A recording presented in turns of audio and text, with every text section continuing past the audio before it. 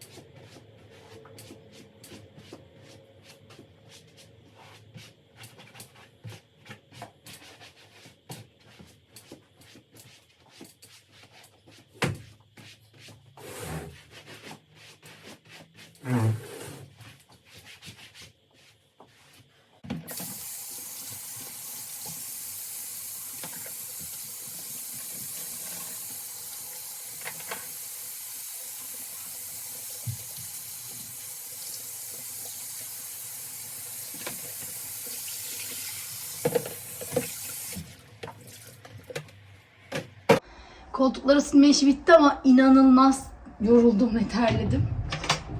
Bu yüzden hemen bir hızlıca saçımı toplayacağım. Sonra perde yıkamayla devam edeceğiz. Perde yıkama, cam silme. Ama nasıl yapacağım? Hiç bilmiyorum. Bir de burada bir Aras faktörü var. Aras'ın da aslında çok fazla telefon, tablet, televizyon biliyorsunuz bu yasak olduğu için bu temizlik birazcık zor geçiyor benim için.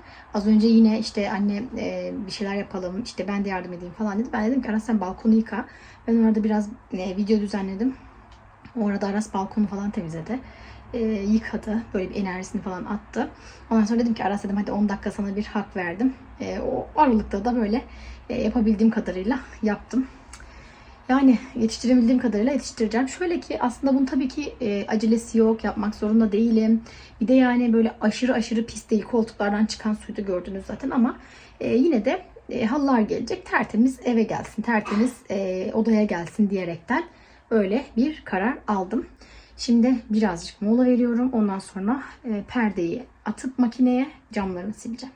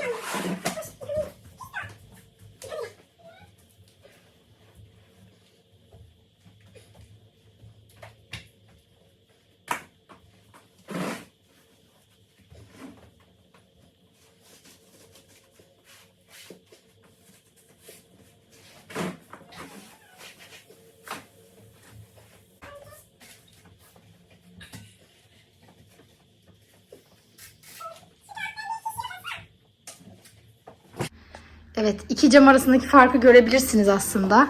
Şurası ve şurası, bakın. Ne kadar fark var. Ama telefon artık uyarı veriyor. Çünkü çok sıcak, havada sıcak. Telefonum da ısınıyor. O yüzden bu geri kalan orta ve yan taraflarını videoya hepsini çekemeyeceğim. Aslında şu perdeleri de en son kayınvalidem yıkamıştı ama onları da şu an yıkayamayacağım yani. Bilmiyorum, böyle bizdeki durumlar. Ama şunu diyebilirim ki şu iki cam tertemiz oldu. En sonunda şurasını bu çekçekle hemen bir bezle silivereceğim. Bitti bizim işler. Hadi bakalım. Kolay gelsin bana. Evet, camların tamamı bitti. Çok güzel sildim. Şurayı da silebildiğim kadar çok böyle dışarıya çıkmadan silmeye çalıştım. Sadece şu kısımlar silinemedi. Bakın şuradan görürsünüz. Oralarda maalesef kolum uzanmıyor. Yani kolum bu kadarına yetişiyor. O yüzden bu kısımlar birazcık kaldı. Ama cam var yani böyle ayna gibi. Çok güzel oldu. Bu yastık kılıflarını da perdeyle beraber atmıştım. Bunlar zaten diğer perde çıkıp da bu odayı tamamen temizleyene kadar kururlar. Ama bu perdeleri tamamen astıktan sonra videoyu sona erdireceğim. Yani şu perdeleri de asıyorum. Ondan sonra bu videoyu bitiriyoruz. Sonraki videomuz, bir sonraki videoya çekeceğim artık bundan sonrasını. Çünkü çok uzun olur. Güzelce perdemize buranın tülünü ütüledikten sonra asacağım ve yerlerini silip çıkacağım. O şekilde planladım. Şimdi hızlıca bu perdeyi asalım. Ondan sonra da odamızı şöyle bir üstünden toparlayıp yerleştirip videomuzu sonlandıralım.